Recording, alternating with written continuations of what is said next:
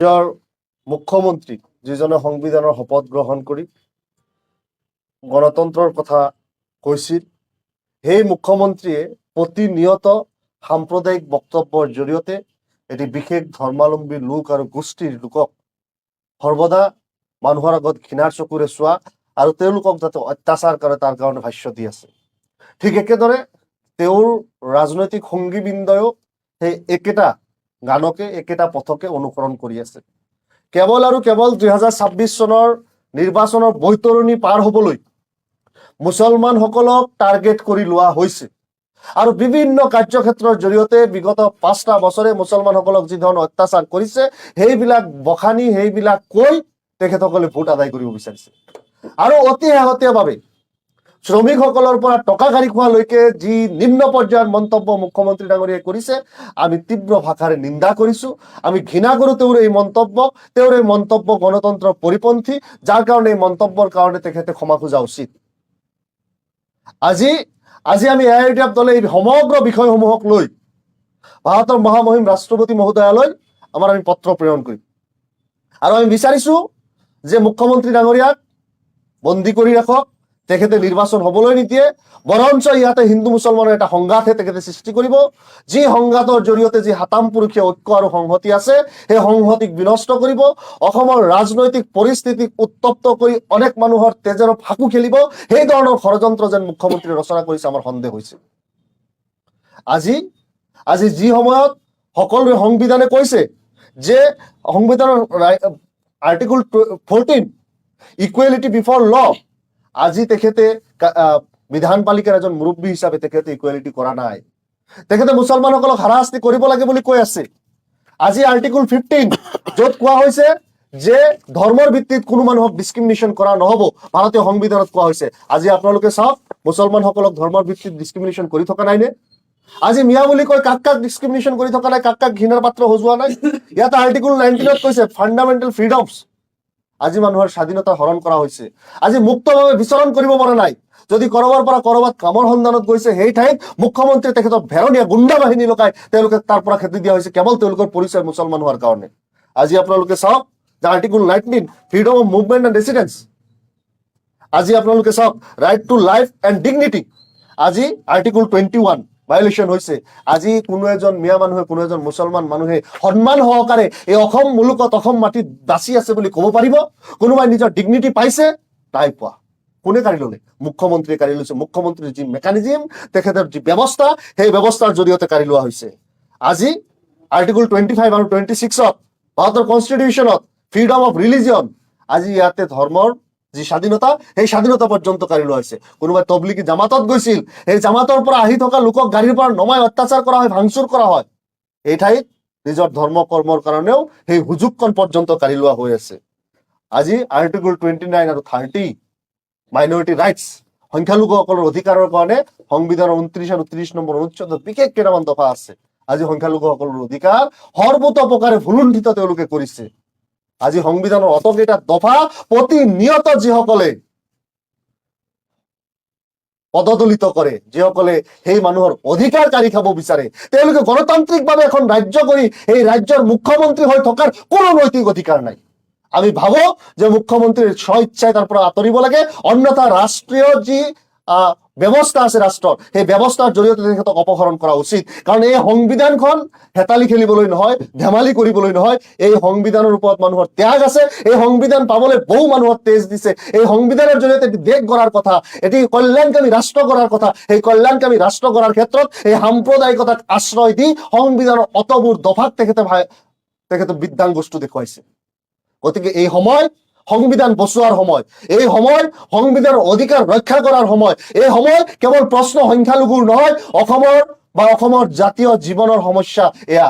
আজি অসমৰ জাতীয় জীৱনৰ পৰা মুছলমানসকলক মিয়া বুলি কৈ আঁতৰাই পঠিয়াব বিচৰা হৈছে। আমি সেয়া কোনো পধ্যেই হ'বলৈ নিদিওঁ।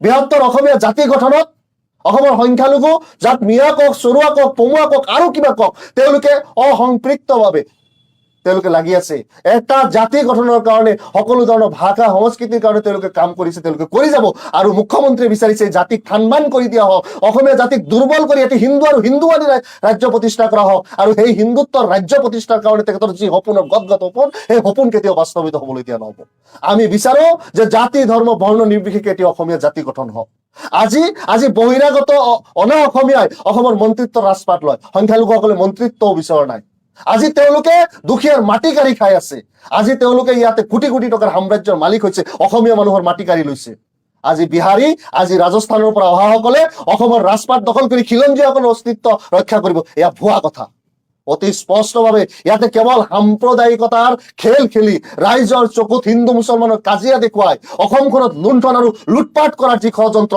সেই ষড়যন্ত্ৰ মুখ্যমন্ত্ৰীৰ নিৰ্দেশত চলি আছে এয়া স্পষ্ট আমি এআইইউডিএফ দলে অতি নৈতিকতা সহকাৰে কওঁ আমি দায়িত্ব সহকাৰে কওঁ যে মুখ্যমন্ত্ৰীয়ে নিজৰ গাদীৰ পৰা আঁতৰক আৰু ৰাষ্ট্ৰ ব্যৱস্থাই তেখেতক জেলত ৰখাৰ ব্যৱস্থা কৰক তেখেতে সাম্প্ৰদায়িক আৰু ৰক্তক্ষয়ী এক সংঘাতৰ সূত্ৰপাত কৰিব বিচাৰিছে যাৰ কাৰণে এইবোৰ বন্ধ হওক সংবিধানক ৰক্ষা কৰক থেংক ইউ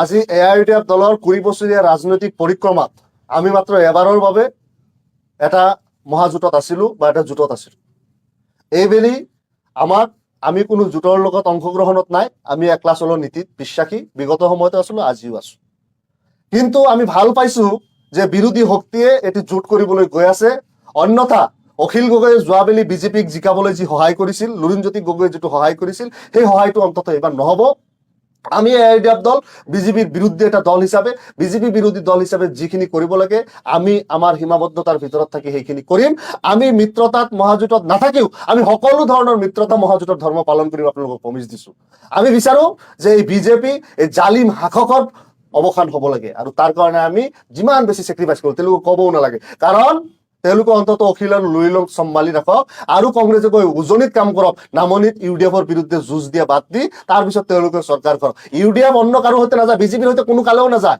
বিজেপি চৰকাৰ গঠনৰ কাৰণে ইউডিএফে যিমান ত্যাগ কৰিব লাগে নিশ্চিতভাৱে কৰিম আমিতো তেওঁলোকৰ দলৰ ভিতৰৰ চৰাৰ কাঠামোসমূহ নাজানো নাই এই কথাটো আমাৰ আছাবুল হুছেইন চাহাবে যিটো কৈছে তেওঁলোকে উজনি অসমত যিটো মুখ্যমন্ত্ৰী হিমন্ত বিশ্ব শৰ্মাই প্ৰকাশ্যে কৈ আছে যে এই 22টা সমষ্টিত আমাৰ খেল নাই আমাৰ বাকী 104টাত খেল সেই 104টা সমষ্টিতো তেওঁলোকে মনোনিৱেশ কৰক আমি সদায় কৈ আছো তাত গৈ তাৰ পৰা অন্ততঃ 40-45টা আসন 104টাৰ পৰা আনিবলৈ তেওঁলোকে চেষ্টা কৰক যদি সেইকেইটা এৰি দি তাত বিজেপিক ফ্ৰী হেণ্ড এৰি দি কেৱল 22টাতে সীমাবদ্ধ থাকে কংগ্ৰেছ ৰাইজৰ দল তেওঁলোক খালি ইয়াতে কাম কাজ কৰে বাকী 104টা বিজেপিক এৰি দিয়ে তেনেহ'লেতো আৰু নহব সম্ভৱ নহব আপুনি যিটো প্ৰশ্ন কৰি আছে আমি এতিয়াও কৈছো তেওঁলোকে বাকী 104টাত অলপ কাম কাজ কৰক ভালকে শক্তি এই 22টাক এৰি দি হলেও বা ইয়াত কম সময় দি তাত সময় বেছিকে দিয়ক তাৰ পৰা 40-45টা আনক তেতিয়া আমি আশা কৰো যে বিজেপি বিৰোধী চৰকাৰটো হ'ব আৰু আমি যিটো আন্তৰিকতাৰে বিচাৰি আছো আমাক এতিয়া আমাৰ মিত্ৰতা তেওঁলোকে লোৱা নাই বা কৈ আছে নালাগেও আমাৰ কথা হ'ল ইলেকশ্যনৰ পিছত এনেকুৱা এটা ইকুৱেশ্যন হৈ যাব যে বিজেপি বিৰোধী চৰকাৰ হ'ব তাত আমাৰ ফালৰ পৰা যিমান আমি বাহিৰৰ পৰা হওক ভিতৰৰ পৰা হওক যেনেকে সহায় কৰিব লাগে বিজেপি বিৰোধী চৰকাৰৰ কাৰণে আমি কৰিম কিন্তু এতিয়া খালি তেওঁলোকে তাৰ পৰা 40-45টা আসন আজৰি আনিবলৈ কামত লাগক আৰু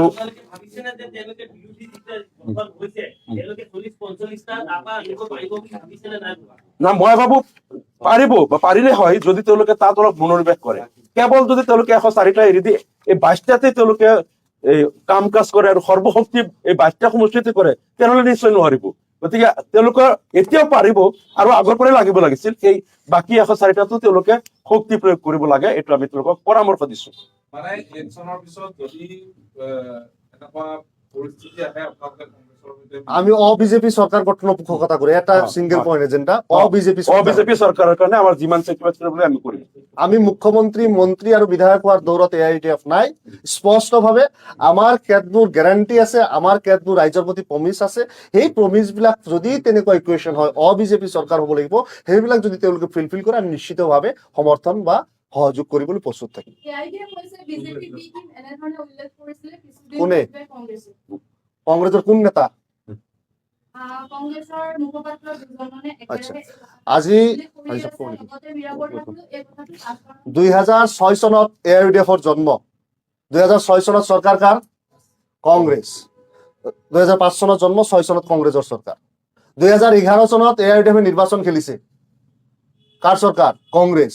2016 চনত হিমন্ত বিশ্ব শৰ্মা যেতিয়া মুখ্যমন্ত্ৰী হ'ব বিচাৰিছিল, তৰুণ গগৈ গাদী ধৰি ৰখাৰ কাৰণে সংগী ভংগী চব লৈ কংগ্ৰেছক ভাংচুৰ কৰি বিজেপিত যোৱাৰ কাৰণে বিজেপিৰ চৰকাৰ আহিছে। আৰু কংগ্ৰেছৰ সেয়া ব্যৰ্থতা, কংগ্ৰেছৰ মানুহ দি তেওঁলোকে বিজেপিৰ চৰকাৰ বনাই দিছে। তাৰ কাৰণে UDF দায়ী নহয়, তাৰ কাৰণে কংগ্ৰেছ খুদ নিজে দায়ী। আৰু 2021 চনত আমি মহাজোঁটত থাকিছো। আমাক 18টা আসন দিছে, 16টা আসনত আমি জিকি আহিছো। আমি আমাৰ লিমিটেড চিটৰ ভিতৰত খেলিছো। কংগ্ৰেছে শ শ আসন লৈ কিমানটা জিকিছিল তেওঁলোকক সোধাওক। আৰু তাৰ কাৰণেও দায়ী অখিল গগৈ আৰু লুৰিণজ্যোতি গগৈ বিশেষভাৱে, কাৰণ তেওঁলোকে মহাজোঁটত নাথাকি বাহিৰত থাকি বিজেপিক উজনি অসমত কিমানটা চিট জিকাবলৈ সহায় কৰিছিল। 17টা। যোৱাবাৰৰ পৰিসংখ্যা ওলাওক, 16ৰ পৰা 17টা চিটত যিবিলাকক কংগ্ৰেছত হৰুৱাই দিছিল, যাৰ কাৰণে বিজেপি চৰকাৰ 2021 চনত আহিছিল। গতিকে কংগ্ৰেছী যিসকলে কয় যে AIUDFৰ কাৰণে বিজেপি আহিছে, তেওঁলোকক বুকাত মিছা কথা আৰু তেওঁলোকক ভুৱা প্ৰচাৰ, আৰু সেই ভুৱা প্ৰচাৰৰ জৰিয়তে তেওঁলোকে বৈতৰণি পাৰ হ'ব বিচাৰে। আৰু তেওঁলোকে যে তেওঁলোকৰ যুঁজখন বিজেপিৰ বিৰুদ্ধে যুঁজা বাদ দি UDFৰ বিৰুদ্ধে যুঁজিব বিচাৰিছে। UDF সৰু দল, UDF 18 ML ৰূপত কেতিয়াও হোৱা নাই। আৰু এই সৰু দলটোৰ বিৰুদ্ধে আপোনালোকে যুঁজি কি বিচাৰিব বিচাৰিছে? তাৰমানে সংখ্যালঘু মানুহৰ এলেকাত পৰা আমি জিকি আহিছো কাৰণে আমাক নিষেধ কৰিব পাৰিলে সংখ্যালঘুৰ ভোট বস্তাবান্ধি কংগ্ৰেছত দি যাব, সেই ফন্দি আপোনালোকে ৰচনা কৰিব বিচাৰিছে। এই ধৰণৰ ফন্দি বাদ দি আপোনালোকে উজনি অসমত কাম কৰক। অখিল, লুৰিণ আৰু বিজেপিৰ পন্থী হোৱা সেইসকলক আপোনালোকে চম্ভালক। আপোনালোকৰ কংগ্ৰেছ দলৰ ভিতৰত থকা বিজেপিৰ এজেণ্টসকলক চম্ভালক। সেই এজেণ্টসকলক আজিলৈকে আপোনালোকে বাহিৰ কৰা নাই, বৰঞ্চ তেওঁলোকক ৰজা মহাৰজা পাতি দিছে কংগ্ৰেছৰ ভিতৰত চলাত। আৰু ক'ব লাগিব, আৰু ক'বলৈ হলে কংগ্ৰেছৰ লাহে লাহে পুল খুলিব যে কোনবিলাক কথা ক'ব লাগে, তেওঁলোকৰ ভিতৰত কোন কোন এজেণ্ট আছে, অতি তথ্য সহকাৰে আমি দেখুৱাব পাৰিম। আৰু সেই এজেণ্টবিলাকক এতিয়ালৈকেও কংগ্ৰেছে আঁতৰ কৰা নাই। তেওঁলোকক কংগ্ৰেছৰ বৰঘৰত তেওঁলোকে জেগা লৈ আছে। গতিকে কংগ্ৰেছে এইবিলাক কথা কওঁতে অকমান চম্ভালি কোৱা উচিত। কংগ্ৰেছৰ ভিতৰত থকা এজেণ্টসকলৰ নামৰ তালিকা আছে নেকি আপোনাৰ ওচৰত? ভূপেন বৰাৰ ওচৰত আছে। ভূপেন বৰাইতো কৈছিলে যে আমি গাদ্দাৰ বিলাক চিনাক্ত কৰি আছো, এইবিলাক দিল্লীত দৌৰা দৌৰি কেইদিন কৰিলে, পিছত এজনো গাদ্দাৰ ওলোৱা আমি দেখা নাই এই ৰাষ্ট্ৰপতি নিৰ্বাচনত। গতিকে এইবিলাক আৰু আমাক ভূপেন বৰাৰ ওচৰত আছে। এতিয়া 2024 যিখন নিৰ্বাচন হ'ব, তাত আপোনালোকৰ যোনখন কাৰ বিৰুদ্ধে হ'ব? বিজেপি নে কংগ্ৰেছ? আমাৰ মেইন টাৰ্গেট বিজেপি চৰকাৰ সলাব লাগে। অসমক তেওঁলোকে গণতন্ত্ৰ, ধৰ্মনিৰপেক্ষতা আৰু অসমীয়া জাতি এই তিনিটা ধ্বংস কৰিব বিচাৰিছে। গতিকে আমাৰ গোটেই নিৰ্বাচনী ৰণকৌশলটো হ'ব, আমি এনেকে নিৰ্বাচন খেলিম যাতে বিজেপি জিকিব নোৱাৰে। আমাৰ কাৰণে বিজেপি ক'তো জিকিব নোৱাৰে। বিজেপি কেনেকে হৰাব লাগে আমি সেইমতে আসন দিম, সেইমতে আমি আমাৰ পৰিকল্পনা কৰিম। এতিয়া বাকী দলবিলাককো আমি আহ্বান জনাইছো, কংগ্ৰেছ বা তেওঁলোকৰ মিত্ৰ যিবিলাক দল আছে তেওঁলোকেও এনেকে পৰিকল্পনা কৰক যে যিমান বেছি সংখ্যক আসনত সম্ভৱ হয় বিজেপিক পৰাভূত কৰি কেনেকে তেওঁলোক জিকি আহিব পাৰে, সেইটো ৰণকৌশল কৰক। এতিয়া চাওক, কেৱল সংখ্যালঘু এলেকাত সোমাবলৈ কংগ্ৰেছে যে কয় যে AIUDF বিজেপিৰ বি টিম, আৰু আমি ঠিক আছে, তেওঁলোকে কয় যে AIUDF ভোট বিভাজন কৰাৰ কাৰণে বিজেপি জিকে। যোৱাবাৰ আমি মহাজোঁট কৰিলো, আমাক যি কেইখন আসন দিছে গোটেইকেইটা আমি জিকিলো, 13টা ছিংগল দিছিল আৰু 3টাত আমি ফ্ৰেণ্ডলি কণ্টেষ্ট কৰি জিকি আহিলো। এইবাৰ তেওঁলোকে মিত্ৰতাত নলয়, আমি অকলে খেলিম, সেইটো হলেও তেওঁলোকৰ আপত্তি। সেইকাৰণে আমাৰ সভাপতি মৌলানা বদৰুদ্দিন আজমল সাহেবে কৈছে ঠিক আছে, আপোনালোকে মিত্ৰতাত গলেও আপত্তি, আমি অকলে খেলিলেও আপত্তি, তেনেহলে আমি বাদেই দিম আমাৰ যেনেকে ধৰ্মীয় সংখ্যালঘু বা লাঞ্ছিত বঞ্চিত মানুহৰ কিছুমান সমস্যা আছে, যেনেকে ডিভোটাৰ সমস্যা সমাধান কৰা, গৰাখহনীয়া গ্ৰস্ত মানুহৰ সংস্থাপন দিয়া, চৰ চাপৰি মানুহৰ পট্টা দিয়া, তাৰপিছত এই বিদেশী গোচৰত যিবিলাক মানুহ গৰীব মানুহ আছে সেইবিলাকৰ সমস্যা সমাধান কৰা, জনসংখ্যাৰ মতে চাকৰি দিয়া, আমাৰ যিবিলাক দাবী আছে এইবিলাক আপোনালোকে গ্ৰহণ কৰি লওক, আমাক লিখিত দিয়ক, লাগিলে আমি নিৰ্বাচনেই নেখেলো, আমি বহি যাম, আমাৰ বিধায়ক ক'ব নালাগে। সেইটো তেওঁলোকে নকৰিব। মানে আমি অকলে খেলিলেও তেওঁলোকৰ আপত্তি, মিত্ৰতা থাকিলেও আপত্তি, আমি যিবিলাক ইছ্যু লৈছো ইছ্যুবিলাক ল'বলৈ তেওঁলোকে আপত্তি। খালি UDF দলটো এনেই বহি যাব লাগে কংগ্ৰেছক ৱাকঅভাৰ দি, আৰু তেওঁলোকে আৰামত জিকিব লাগে, আকৌ আমাৰ সমস্যাবিলাক সমাধান নকৰিব। এইবিলাকতো নচলিব। আপোনালোকৰ যিহেতু 15জন বিধায়ক আছে, গতিকে আপোনালোকক একাষৰীয়া কৰি পেলাই যিটো UDF গঠন হৈছে, সেইটোৱে কিমান মানে সফলতা লাভ কৰিব পাৰে? তেওঁলোকলৈ আমাৰ শুভেচ্ছা আছে, তেওঁলোক আগুৱাই যাওক। আগুৱাই যাম আমি আমাৰ লাইনত আমি যিখিনি আছে কংগ্ৰেছে উল্লেখ কৰিছে যে AIUDFৰ তলাৰ চাবিটো হিমন্ত বিশ্ব শৰ্মাৰ হাততহে আছে। এইবিলাকতো আৰু কংগ্ৰেছৰ হাতটো যদি কওঁ হিমন্ত বিশ্ব শৰ্মাৰ পকেটত আছে। কংগ্ৰেছৰ হাতটো যদি হিমন্ত বিশ্ব শৰ্মাৰ পকেটত থকা বুলি কৈ দিওঁ, এইবিলাক কাণ নোহোৱা নাক নোহোৱা কথা, গৰগয়া নগয়া কথাবিলাকৰ আচলতে গুৰুত্বই দিব নালাগে। আৰু এই হাত ভৰি নথকা কথাবিলাক লৈয়ে কংগ্ৰেছে যুঁজি থাকে কাৰণে তেওঁলোকৰ আজিৰ এই পৰিণতি। তেওঁলোকে মূল ইছ্যুবিলাকত ফ'কাছ কৰক আজি সৰু এটা দলক এই ধৰণে টাৰ্গেট কৰি নোলোৱাটো তেওঁলোকৰ কাৰণে শ্ৰেয়। যিয়ে নহওক আমাৰ মূল যিটো এজেণ্ডা আছিল আজি, এইটো এজেণ্ডাত আমি ৰাষ্ট্ৰপতি মহোদয়ক ইতিমধ্যে যিটো ইমেইলত আমি প্ৰেৰণ কৰিলো, গতিকে আমি এইটো আশা কৰিছো যে ৰাষ্ট্ৰপতি মহোদয়ে এইটো টেক আপ কৰিব আৰু অসমক মুক্ত আৰু নিকা নিৰ্বাচন অনুষ্ঠিত কৰাৰ স্বাৰ্থত অসমৰ গণতান্ত্ৰিক মূল্যবোধ আৰু ধৰ্মনিৰপেক্ষতা আৰু শান্তি সম্প্ৰীতি ৰক্ষাৰ স্বাৰ্থত ৰাষ্ট্ৰপতি মহোদয়ে ইয়াত কাৰ্যব্যৱস্থা ল'ব। প্ৰয়োজন সাপেক্ষে মুখ্যমন্ত্ৰী মহোদয় ক্ষমতাৰ পৰা অপসাৰণ কৰি হলেও অসমত তেখেতে এখন মুক্ত আৰু নিকা নিৰ্বাচন ব্যৱস্থা কৰিব বা হিন্দু মুছলমানৰ ঐক্য সম্প্ৰীতি বজাই ৰখাৰ স্বাৰ্থত নেশ্যনেল চিকিউৰিটি এক্টৰ অধীনত মুখ্যমন্ত্ৰীক বন্দী কৰি হলেও অসমত শান্তি সম্প্ৰীতি ৰক্ষা কৰিব, আমি এইটো আশাবাদী। Thank you, thank you. ধন্যবাদ।